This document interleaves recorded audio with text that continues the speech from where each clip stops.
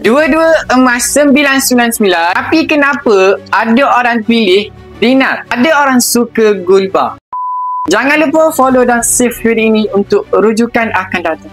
Ramai orang mula simpan emas tapi keliru nak pilih dinar ataupun gold bar. Dua-dua adalah emas pelaburan. Dua-dua emas 99.9, tapi ada beza dari sudut bentuk dan gram serta fungsi. Gold bar bentuknya segi empat sesuai untuk simpanan jangka panjang. Ada pelbagai saiz seperti 1 gram, 5 gram, 10 gram, 100 gram ke atas. Biasanya lebih murah sedikit berbanding dinar untuk jumlah gram yang sama.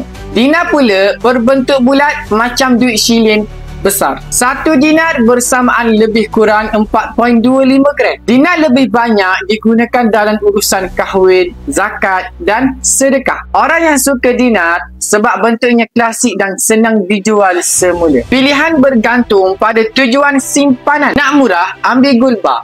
Nak simbolik dan mudah urus, ambil dinar. Kalau tampan baru nak mula, dua-dua pun boleh.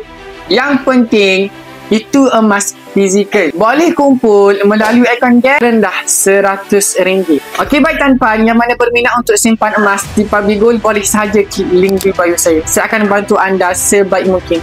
Ingat, berkos yang santai tapi sampai jumpa anda di next video.